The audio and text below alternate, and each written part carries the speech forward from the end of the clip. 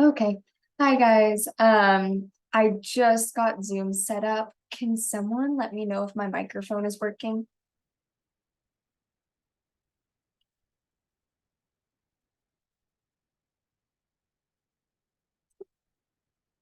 Can someone unmute themselves for just a second to see if the microphone's okay, it is working. Thank you guys for the chat. For some reason, I'm having a hard time hearing you guys. Can someone try talking one more time and unmuting themselves? I can hear you. Okay, perfect. Hello. Hi. Hi. So I think that there's a little bit of confusion on what the topic was for today's Zoom. Originally it was supposed to be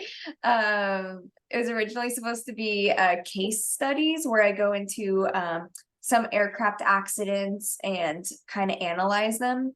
Or that was one that I was going to do tonight, but the original one was aircraft performance and weight and balance.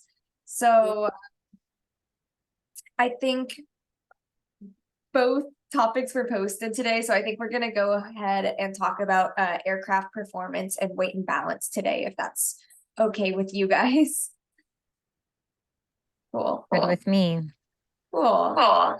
And hopefully that's a little bit more like applicable if any of you guys have any check rides coming up. I'm gonna go ahead and attempt to share my screen again. I know that that wasn't working super great last time. Okay. Are you guys able to see my screen? Maybe chat.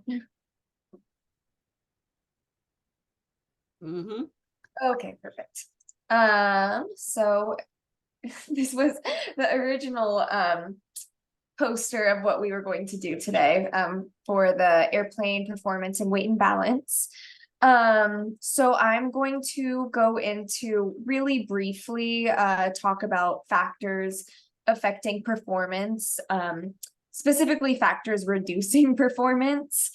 And then I will talk about aircraft weight, and then the balance part, referring to the center of gravity and how to calculate weight and balance. So first of all, just jumping into factors that reduce performance.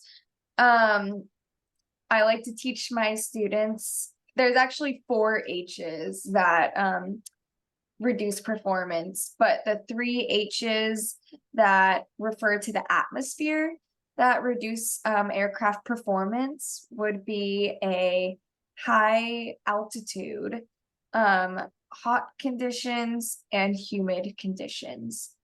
And all 3 of these atmospheric conditions work the same way by reducing aircraft performance. And that is all of them, or all of these conditions, reduce the density of air. So as you can see on the bottom left, when air is cold, or I should say when air is warm, it tends to expand, and the air molecules are more active, but they're not quite as closely together. And the same thing happens when we go up in altitude, the air becomes less dense. And then as far as humidity, so if you have like a high dew point or a high relative humidity, air or water is more dense than air. So the air molecules become more spread out. So all 3 of these H's that reduce aircraft performance work by providing less air for the wing to produce lift, because the wing works by both, oh wait, one second. Sorry to interrupt you guys. I'm gonna, I got 2 people in the waiting room, so let me let them in real quick. Okay.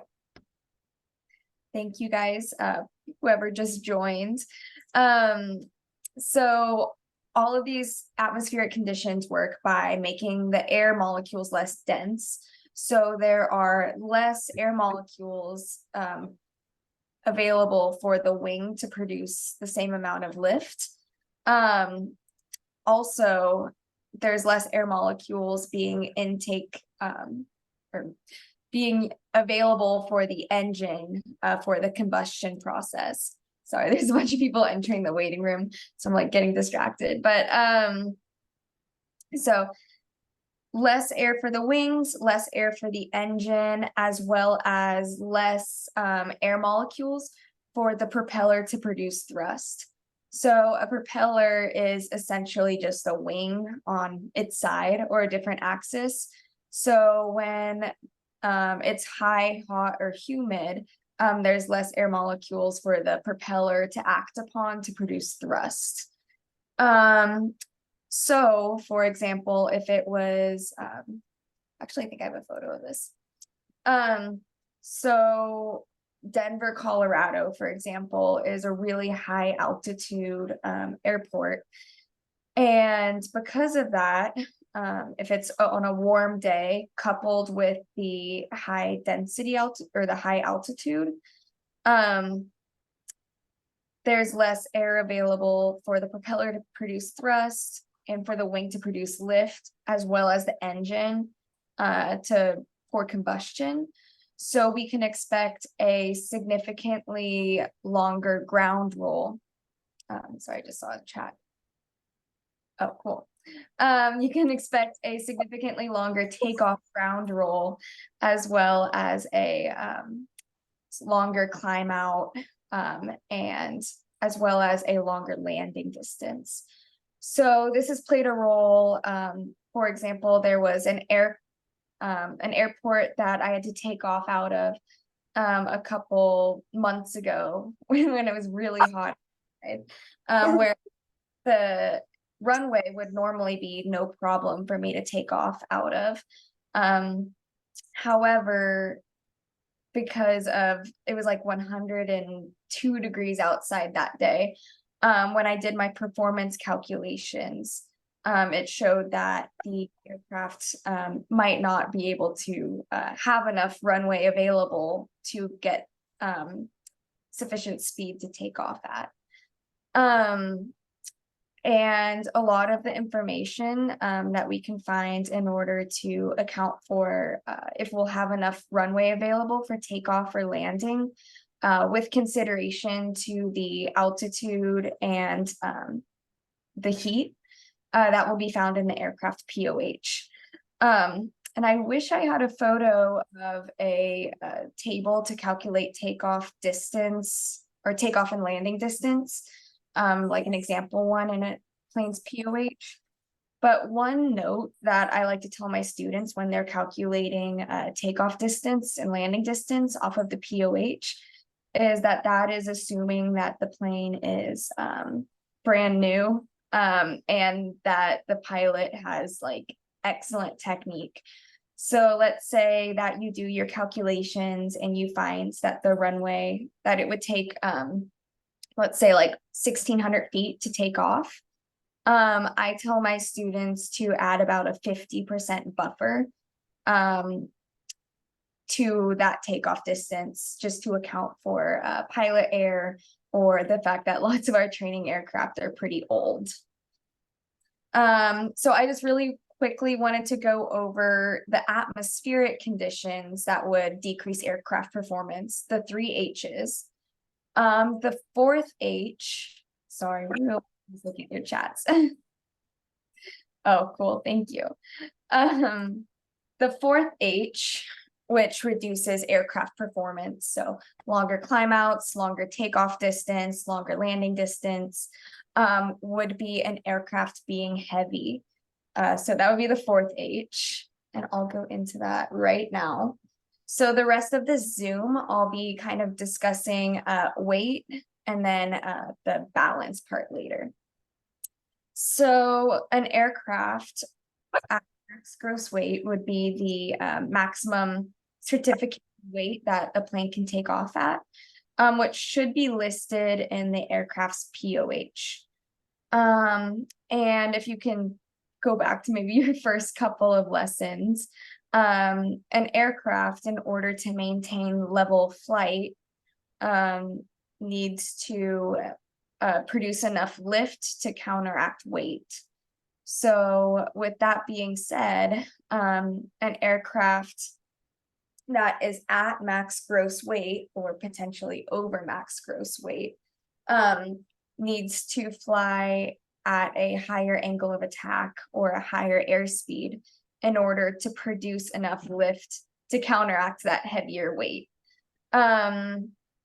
So what that means is that an aircraft that is at max gross weight or potentially over, which it's not supposed to be, would be closer at any given point in the flight to its stall speed or that critical angle of attack. So if you are heavier, you have a higher stall speed. It's easier to get into a stall, as well as once again, you have to travel at a higher angle of attack to counteract that weight. So that creates more drag. And with that, you need, it makes you slower and it gives you greater fuel burn.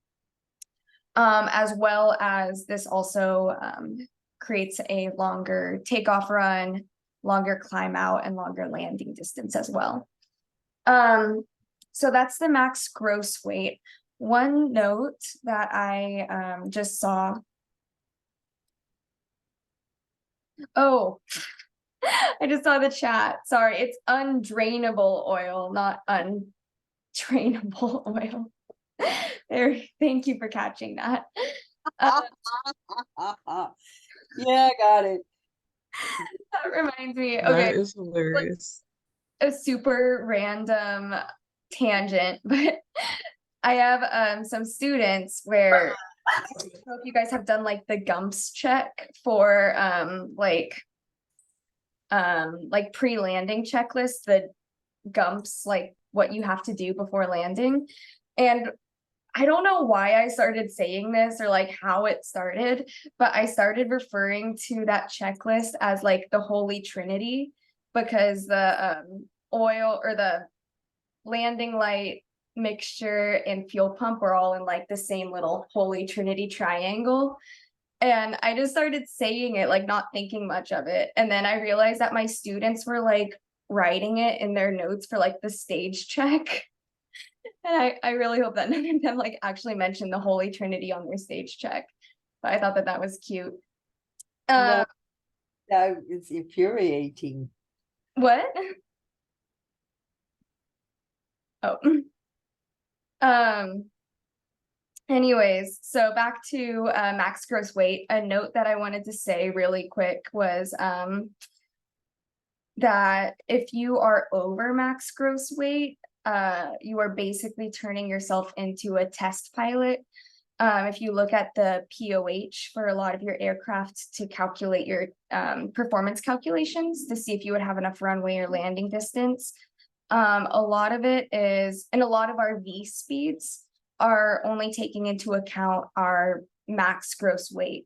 So if you go over that, let's say you have too much baggage or passengers, then you are going outside of your known performance calculations. So there's no assurance of what your stall speed would be if you are over max gross weight.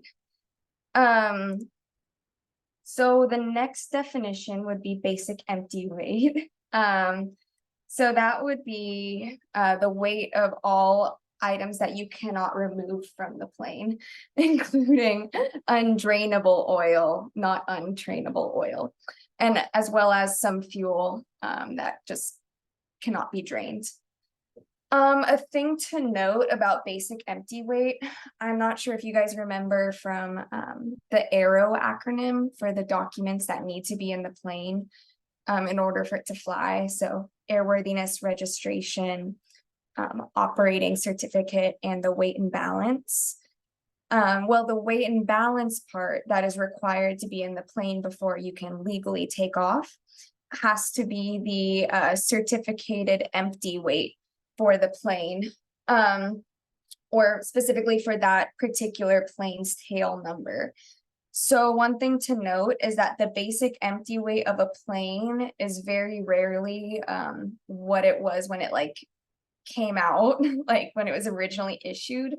So in each plane, when you do the weight and balance, you want to take into account the most recent updated basic empty weight that usually the AMP puts out that's in the aircraft, not the one in the POH. I fly like a Cessna 150 that had a bunch of avionics, for example, put in it aftermarket, and that changes the basic empty weight by quite a bit. So then the next weight and balance would be, or the next term would be the useful load. And that is what the max gross weight minus the basic empty weight would be. So for example, my grandpa's 80th birthday is coming up next week, and I'm trying to figure out like if I can fit all 4 passengers. It's basically the useful load is the wiggle room that we have for passengers, fuel, and baggage. So I'm trying to figure out for the weekend how much like all the passengers would weigh and the baggage would weigh, and then figuring out if I would be able to adjust my fuel enough to be under maximum gross weight. Because sometimes even though a plane has 4 seats with 4 passengers as well as baggage and fuel, that could put you potentially over your useful load or your max gross weight. And once again, very dangerous to be over max gross weight. You don't know what your stall speed is. It's usually a lot higher. And you don't know what your takeoff and landing distance will be. So now I'll go ahead and move into center of gravity. Also, sorry, are you guys able to see the screen completely, or are your faces covering it? Thank you, whoever's in the chat. Okay, cool. So I'll first go over center of gravity definitions. So sorry if this is repeat for a lot of you guys, but I'll try to go a little bit more in depth. The first thing that I want to define would be the center of gravity, or the CG. And I believe the textbook definition of center of gravity is where an aircraft would, where an aircraft would balance if it was suspended. For me, that's kind of hard to visualize though. So I like to think of it as the center of gravity is where most of the weight is concentrated in the plane. So I'll circle back to that in a second, but first I'll go ahead and define the datum point. So the datum point is a point which is usually pretty arbitrary or chosen by the manufacturer of the plane. And the datum point is where every measurement is taken from. So I know for like a lot of the Cessnas, the datum point is the firewall. So all other measurements, which I'll get into in a second, are taken from the firewall. I also like to think of a datum point as like the 0 of a scale, or another way of thinking of a datum point would be like, for example, when we're talking about altitude or height and mean sea level would be our datum point. So sea level would be the point at which all of our other altitudes are measured from. Well, in weight and balance terms, the datum point chosen by the aircraft's manufacturer would be the point in which all of your arms or weight measurements are measured from. So going off of that, I'll go ahead and talk about arms. And I'm pretty sure arms and stations are pretty interchangeable or synonymous with each other. So an arm is the distance in inches something is from the datum point. So let me see if I have. And I actually did not include a photo of an arm. Usually I teach this lesson like on a whiteboard where I can draw it out. But if you guys can visualize, if there's like, for example, a little dude sitting, let's say, I don't know if you guys can see my cursor, but if a little dude is sitting here and he's 39 inches behind the datum point or the firewall, that would be an arm of 39 inches.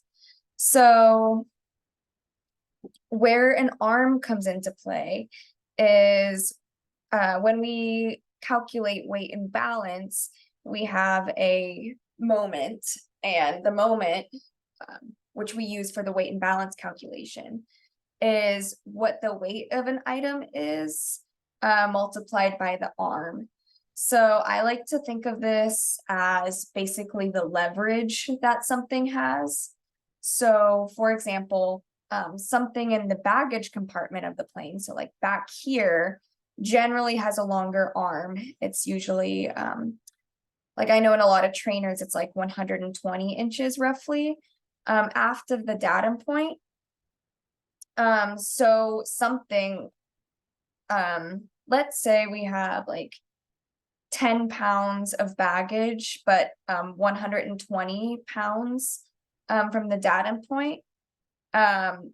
That actually has a lot of leverage when you multiply 10 pounds by 120 versus if you had 10 pounds in the like closer to the datum point, so in the passenger seat. This came in like practically thinking. I had to do an introductory flight like a couple weeks ago, and I'm like a really small person, and so was my introductory flight passenger, and they brought along a just a really tall man. He was probably like oops, sorry, someone just entered. I asked for his weight and he was like 350 pounds. So practically thinking of this, like me being like less than 5 feet and my passenger probably being like about the same, we were really close to the datum point. But if we put like a 350-pound man in the back, because he's further away from the datum point, he would have more leverage than us. So when I calculated the weight and balance, we would have been aft of limits. So that brings me to my next point, which would be the center of gravity range. So let me go to my next thing. Okay. So the center of gravity range, normally we think of it as an envelope, or that's the term for it, where we would have a forward or an aft range. So sorry, it's a really blurry photo. But if we had a forward center of gravity, or closer to the datum point or the firewall, I think in a lot of Cessnas, that would be part of the forward range. And the aft range would be closer to the tail. So usually when we're calculating weight and balance, bigger numbers. So the center of gravity is a point in inches from the datum point. So usually bigger numbers when we calculate our center of gravity means aft, and then smaller numbers means a more forward center of gravity, which we'll get into more of what that means. And I'll get more into calculating the weight and balance in a second, but if you want to take a look at this rightmost photo, a lot of aircraft POHs, when you calculate weight and balance, we have, this is what's called the envelope, this little box here, and smaller numbers are once again forward. So if you're too forward, you can see that you're out of the envelope, and that means that you're too forward from your center of gravity, or with your center of gravity. And same thing with aft. One thing I wanted to point out though, going back to my scenario with the intro flight with the big weight difference in passengers, it is completely possible for you to be within your weight limits, but out of your center of gravity limits. So in my case, we were under our weight limits, but our center of gravity would have been out here, out of our aft limits. So, and this is just a quick little side note. If you look closely, you'll see that there's a small box, which is the utility category. So if you find that your weight and balance falls into this box, and I'll go more into like how to actually calculate the weight and balance. But if it falls into this box, this means that you're in the utility category, which means that you can do maneuvers that cause more G loading. I think you can do like up to 4.4 Gs in the utility category. So like limited acrobatics. Whereas if you're in the normal category, you just have a lower threshold for what kind of G loading or maneuvers you can do in the aircraft. So anyways, I'm going to go ahead and talk about what the different center of gravity points mean for our aircraft performance. Actually, let me see. I copied this link. Let me see if I can share the screen with you guys. But first I'll talk about the effect of a forward center of gravity. So are you guys able to see this bold method website? Yes. Okay, perfect. So this is an aircraft with a pretty neutral center of gravity. So I'm going to move this forward to show you what a forward center of gravity is. So if you guys can imagine, if most of the weight is concentrated in the nose of the aircraft or towards the datum point, the nose would be a lot heavier. So in order to counteract that, the pilot will need to increase the angle of attack to compensate for that heavier nose. So because you're flying along at a higher angle of attack, you will be closer to your stall speed with a forward center of gravity.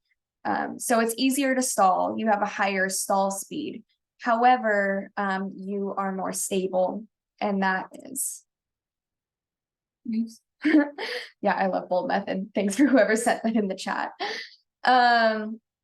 So if you can imagine, if you're flying along, having to pull back on the yoke, increase your angle of attack to keep the nose from coming down, you're constantly a little bit closer to your critical angle of attack. So that's why you have the higher stall speed. But the good news is that if you do stall, the first step of stall recovering is reducing the angle of attack. So if the nose is already heavy, it tends to want to recover on its own. So having a forward center of gravity is generally a little bit more stable. Yeah, it doesn't show the angle of attack in this photo. I think it shows in this photo though. You can they demonstrate the angle of attack. So a downside. So downside to forward center of gravity is that it's a higher stall speed, but the upside is that it's a little bit more stable. With this though, going back to this little simulation, if you guys can see the drag, because we have to go with a higher angle of attack. If you guys can see with the forward center of gravity, we have significantly more induced drag. And because of that, we have a slower cruise speed and more fuel burn because of that extra drag. Oops. Another downside potentially to having a forward center of gravity is that because it's so nose heavy, sometimes it's hard to flare or rotate. I know I was flying a plane where I was just landing really flat and I couldn't figure out why. And we had like a weight that I put in the baggage compartment, and that brought the center of gravity back a little bit, so that it wasn't so much of a forward center of gravity, and that actually made my landing significantly better. But going off of that, I just wanted to cover this was a accident that happened. I don't remember when, but it was a Challenger jet that had too forward of a center of gravity. So once again, if you go out of your limits, just like going over your max gross weight, you are basically turning yourself into a test pilot because you have no way of like accurately calculating the performance numbers. So unfortunately for this jet, they had too forward of a center of gravity, and because of that, they were not able to rotate or get the nose up because there's so much weight concentrated there that they had to abort their takeoff. But unfortunately, they were already too fast and overran the runway. But I just thought that that was a good demonstration of why it is so important that you stay within weight and balance limits. I know a lot of people are more worried about having a center of gravity that's too aft, and I'll explain why that's also bad. But this is why being too far forward out of limits can also be a problem. Oh, and yes, everyone actually survived this aircraft accident. It was probably just really embarrassing, but everyone survived. So then that's forward center of gravity. And aft center of gravity, I'm not sure if the bold method shows. Yeah, the bold method doesn't really show it that dramatically. This is a really, really dramatic photo of a aft center of gravity. So the weight concentrated too far back towards the tail. This would be like the bold method here. This would show more of a normal aft CG. I would say that this would be like really dramatized or out of the envelope. But with an aft CG, it's the opposite of a forward CG, where because the tail is already weighted a little bit, or more weight is concentrated towards the tail, we can fly at a lower angle of attack. So with that, we have less drag, or specifically less induced drag. And with that less induced drag, we can expect a faster cruise speed, less fuel consumption. And with this, we also have a lower stall speed because we can fly at a lower angle of attack. So we are further from the critical angle of attack. But this is the opposite of a forward CG, where it's harder to stall the plane. But if you do stall the plane, because the weight is concentrated towards the tail, it's harder to get the nose down in order to recover. So the aircraft is a lot less stable with an aft CG. And if it's like too far out of aft limits, it could potentially be unrecoverable from a stall. Or you could potentially get into like a flat spin situation. I don't know if you guys have heard of a flat spin, but it's pretty hard to recover from that. So that would be, we just want to be really careful with an aft CG that it's not too far out of, or that it's not out of the envelope, because then you run into controllability problems. Trying to think if there's anything else. One thing that is important to note, depending on the plane that you're flying. Also, this is a good check ride tip. is that our weight, and sometimes depending on where the fuel tanks are in a plane, our weight and our CG will change during our flight as we burn more fuel. So a good practice to get into, depending on where the fuel tanks are located in the plane, is to calculate a center of gravity at takeoff, and then calculate a center of gravity with the fuel burn to account for that. Because with some planes, maybe they'll take off within center of gravity limits, but as they burn fuel and become lighter, it'll change and they will then become aft of limits, or forward of limits, depending on where the fuel tanks are. So now I'll get into actually calculating the center of gravity. And hopefully this isn't too boring to do over Zoom. And there's a couple ways that different, oh my gosh, sorry about the dogs. There's a couple ways that you can calculate center of gravity, depending on what your aircraft's manufacturer is. Yeah, the wham. Depending on like what the POH shows, some manufacturers will have it as a chart like this, where we have the weight, the arm, and the moment, and we calculate it like a grid or a table. Whereas other aircraft manufacturers will have more of this kind of situation in the POH, where it's more graphical. So going into, both of them work on the same concepts though. Going back to this page, where moment, or basically the leverage that an item has, equals weight times arm, and the center of gravity is in inches, and that is total weight divided by total moment. Actually, sorry, I made this slideshow really last second after my lesson. It's actually total moment divided by total weight. So I just changed that. So looking at weight and balance from like the table standpoint, I usually start with the basic empty weight of an aircraft, which once again, we want to use the number that is certificated for that aircraft's like actual tail number, not what the aircraft's POH says.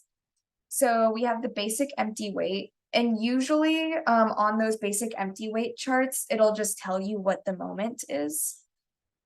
So we have the moment, and then with that, we'll I do a grid like this where I have the front seat occupants, depending on the plane, the rear seat occupants, and then the baggage areas and the fuel. And a quick note is that fuel is like the standard weight is 6 pounds a gallon. And a really quick note is that, just to reinforce, if you look at the baggage area arms, it's like more than twice the distance of what like a front seat occupant would be. So if you look at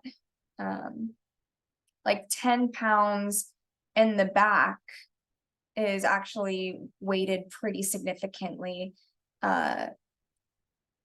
compared to what a front seat occupant would be in terms of leverage. So then I go ahead and add up the total weight, and then at least in the table way, it'll tell you the arms of each item in the POH, and then I'll multiply that and get the moments. And then I get the total moment and then divide that by the total weight. And that will tell us our center of gravity. It looks like in this case, our center of gravity would be 43 inches behind the datum point. Or 43 inches behind the firewall. in a lot of the Cessnas, it's the firewall, but I'm sure in other training airplanes like the Piper, it's in a different location. So then, for example, I'm going to use a different envelope. So hopefully this works, but let's say the weight is 2,800 pounds for total weight, and the center of gravity would be 43 pounds. If we went to the table that I was showing you guys earlier, I would go to actually, this table might be better. Oh, never mind, it didn't show. Anyways, I would go on to the y-axis and find the weight, and then the x-axis and find the moment, which in here, the total moment was, it looks like about 106. Usually they divide the moments by 1,000, so you're not working with like crazy numbers. So in our example, if the weight was about 2,500 pounds. Okay, well, this doesn't work in our example because it looks like the max gross weight would be 2,250 pounds. But let's say, actually, never mind. I was trying to show you guys an example, but in the slideshow, it's kind of hard without the aircraft's POH in front of you. But anyways, this is one way to calculate weight and balance off of a table like this, as someone said, the WHAM table. But in a lot of our training aircraft, what we'll see in the POH more likely would be a table like this, where it's the same concept where you're using different weights that you have to account for, like front seat occupants, baggage area, and fuel. But you are looking at it more graphically. So let's say, for example, me and another pilot weigh 200 pounds together. We would look at the solid line according to the legend and go across until it said about where it intersected with the line, which would be about here. And then I would go down, and it looks like it would be about 7.8 pounds, or sorry, 7.8 for the moment. And then I would go through and do it for all of these items. And then I would take the total weight, and then the total moments that I got on the x-axis and add them up, and then find the center of gravity. And I wish that I meant to get a different table. Let me pull this up really quick on like an actual Cessna POH. 150 POH. Because I was trying to show you guys what the actual, we would use a table like this to figure out what all the moments would be. And then we would add up all the moments and go to a table like this in the POH. If it will load.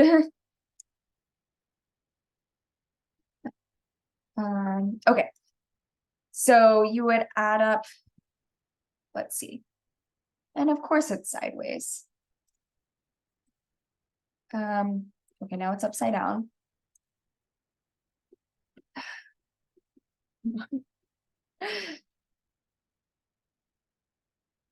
Okay. Never mind. I had it posted in my slideshow, but for some reason it didn't save. So I'm trying to do it right here. But it's not cooperating. But anyways, we would. Okay, never mind. I was trying to show you guys cool things, but the internet says no. Education is going to take place.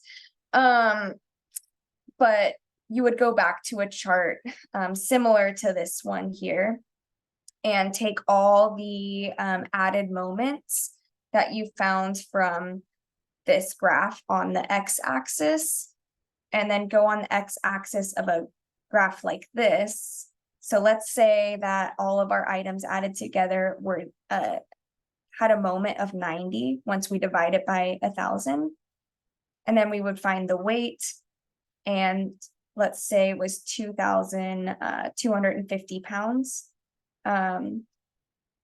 So our center of gravity would be resting right here. And then because it's in the envelope, we would know that we would be okay to fly in the normal category. Anyways, I was trying to get a little bit more to the slideshow, but it didn't seem to save. But does anyone have any questions just regarding weight and balance or performance or any other questions that are coming up during their flight training?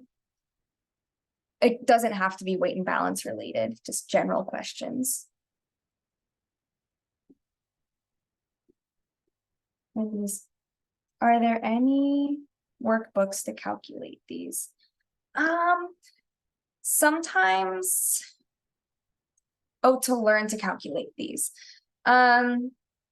So I went, let me see if I can find it. I'm still sharing my screen with you. I used, like, in terms of the knowledge test, I used, let's see, 20. And this is what I recommend for my students as well.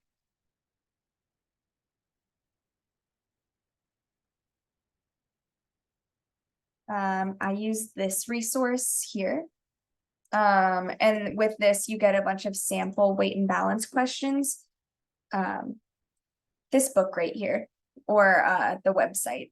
It gives you a bunch of sample weight and balance questions. And the reason why I like this book is because it will show you a couple different methods of calculating weight and balance. Where it's still the same principles, but they show it to you graphically and doing it as a table, so it gets you pretty comfortable working and calculating weight and balance. Another way you could do it is a lot of flight schools will put their POHs on their website, and you could just practice using the POH posted on the flight school website and come up with like scenarios. Like what I was saying, where you had two like 100-pound people in the front and like some passenger in the back, and making up those kinds of scenarios. Awesome, thanks. Does anyone have any other questions? They don't have to be related to what we covered today.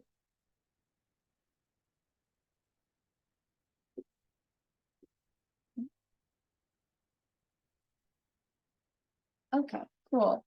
Well, in that case, I know that this was a little bit of a shorter. Oh gosh. Okay, so I have a really quick question. Sorry, I couldn't unmute. When you're showing us those different graphs, what's the graph that's going to be on the test that we're going to be able to, like for the written test, what's the graph that they use on the test? For the written, not like a test. I see them doing it on the table method that I showed you, but also the like graph with the XY axis. So I would recommend this Prepware website or Sporties.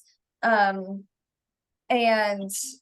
sorry, there's like a little background noise, but I recommend using those prep companies to get you used to using a couple different methods of calculating weight and balance. As far as your check ride, the DPE will probably give you a scenario where you are just using the method in your aircraft's POH to calculate as like example weight and balance. And then also you can purchase online a figure book for the 2023 written test, and that will show you like the exact figures that will be on your written test. So you can practice calculating weight and balance off of those figures as well. Okay, cool. Thanks. So I'm just catching up on the chat. Oh yeah. Can I chime in here? Yeah, of course. So what I used to study for my written was the Jeppesen Private Pilot Test Guide. And not only did this have like all the test prep questions, but it had all the figures in the back. So you didn't have to buy like two separate books. It's all in one. Yeah, I've seen some of my students using the Jeppesen test prep book as well, and it seems like they have pretty good scores using that. And then to answer your other question, I just saw in the chat, the takeoff distance over a 50-foot obstacle. That would also be in your aircraft's POH. And that's the same where I think in a lot of the Cessnas, you calculate it based on a table, or like a matrix. Whereas with the Pipers I've seen, it's more on a graph with an XY axis. So it just depends on what your aircraft manufacturer is. Were there any other questions? I'm more than happy to answer.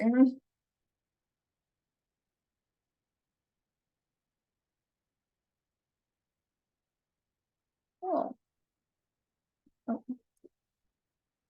Awesome. Well, thank you guys so much. I appreciate, I kind of had to do this last second. So I really appreciate you guys bearing with me with the technical difficulty.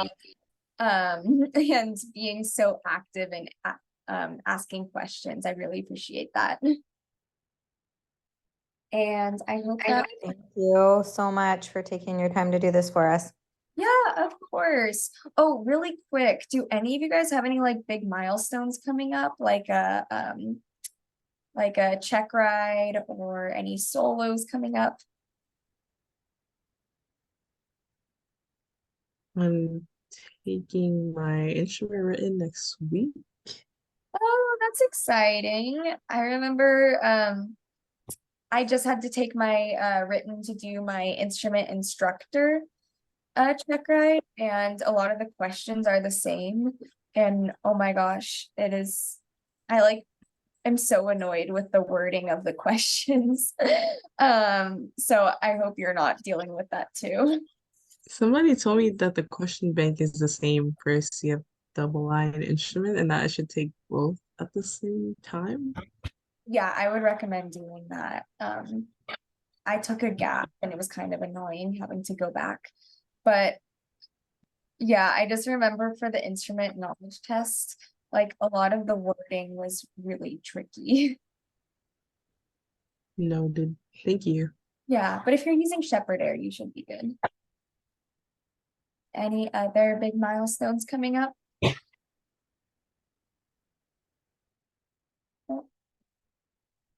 Cool. Well, thank you guys all for joining me. Also, sorry, really last minute question, but do any of you guys have any topics that you want to hear for the next ground school? I was gonna do the case study topic, but I was wondering if there was anything you guys want.